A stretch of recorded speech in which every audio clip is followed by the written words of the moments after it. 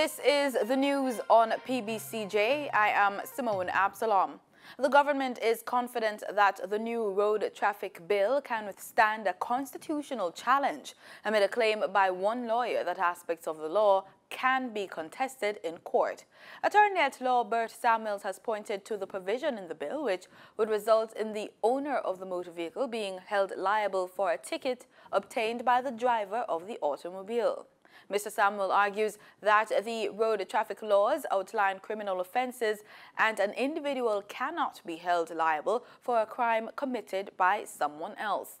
However, Justice Minister Deroy Chuck says this is not so. He told the press, quote, "To the extent that a vehicle is used for traffic violations, then it's the vehicle that we are imposing the fine on, and the best person who is to pay the fine is the owner.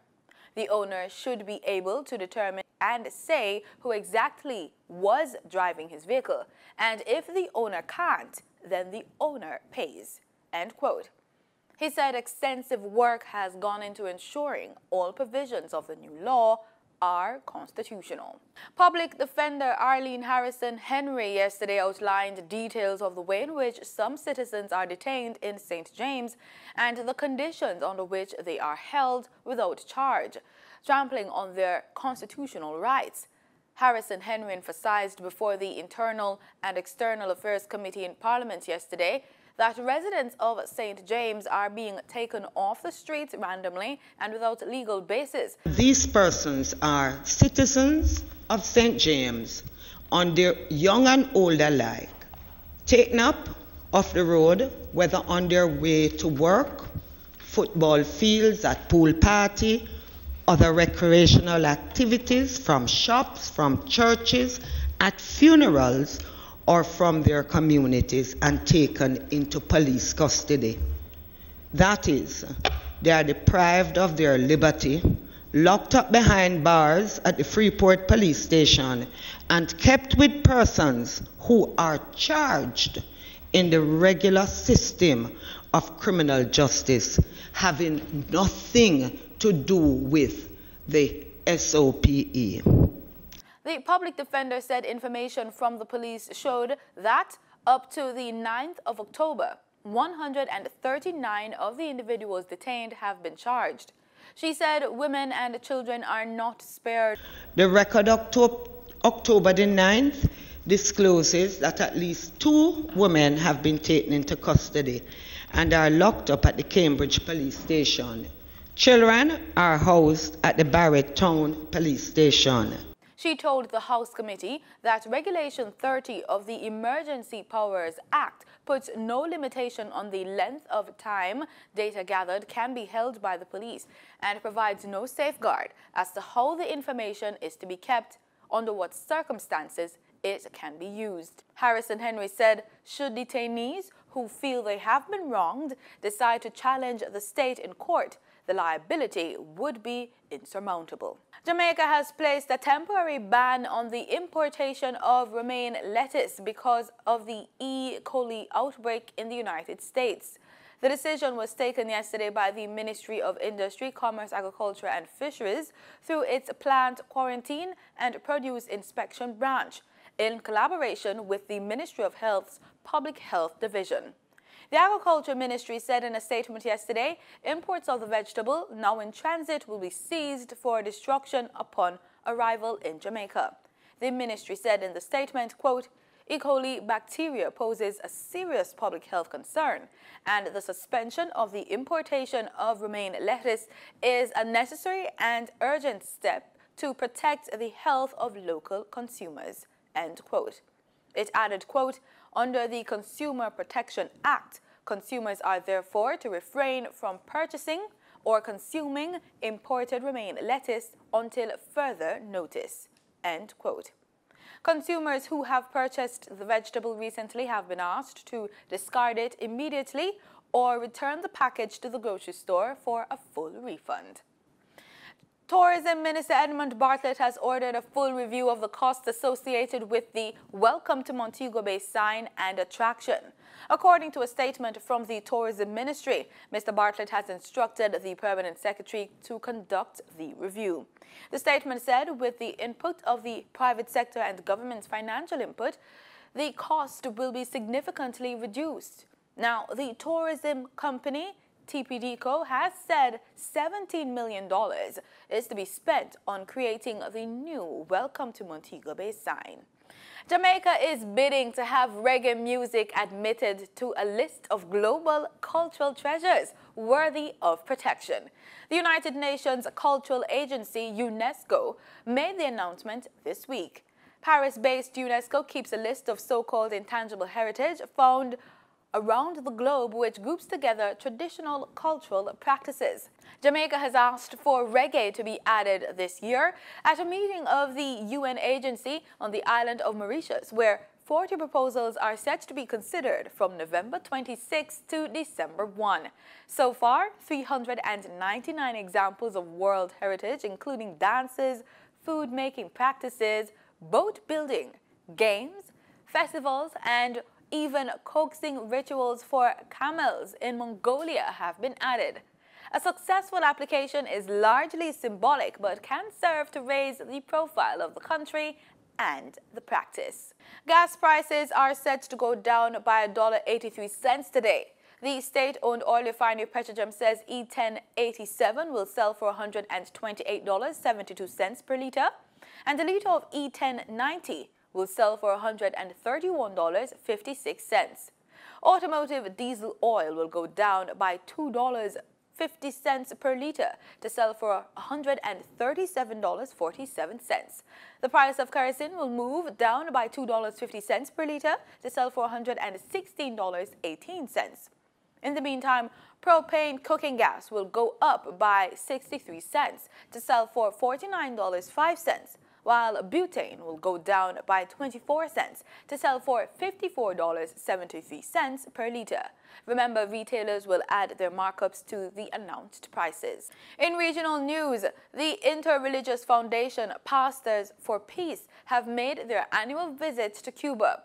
Founded in 1992, the caravan defies the United States to deliver humanitarian aid to the Caribbean nation. We have more in this report from Richard Richardson.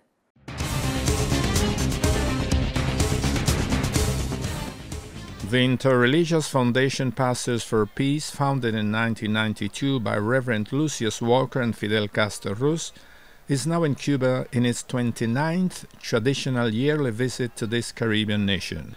Every year, these religious comers defy the United States government by bringing humanitarian help and messages of solidarity as a way of breaking the economic blockade forced on the island from the last 55 years.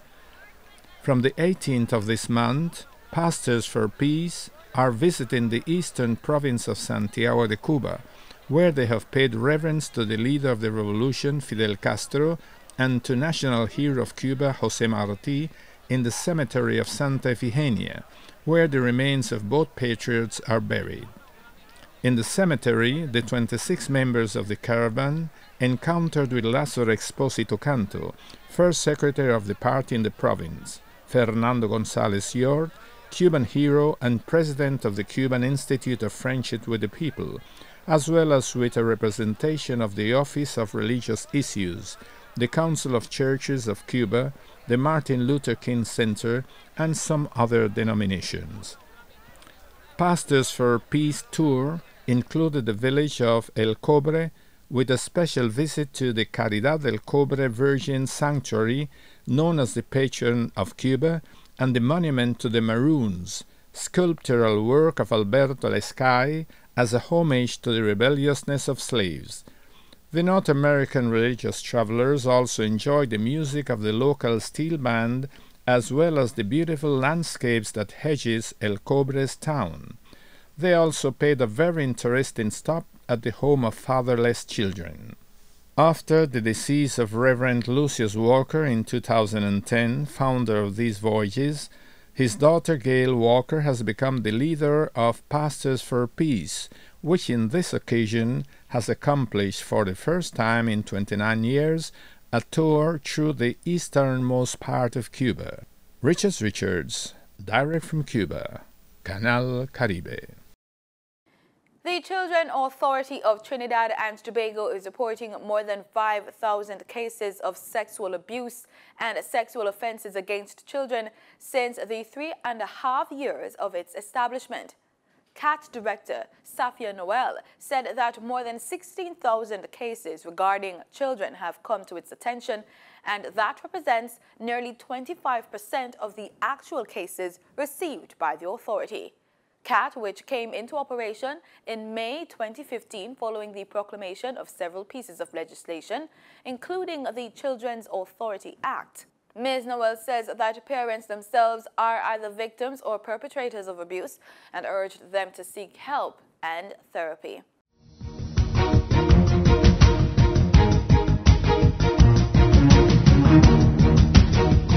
In sports, Minister of Culture, Gender, Entertainment and Sport, Olivia Grange, says her appointment of the Board of Directors of the Sports Development Foundation, SDF, is in line with the authority accorded as per the Articles of Incorporation.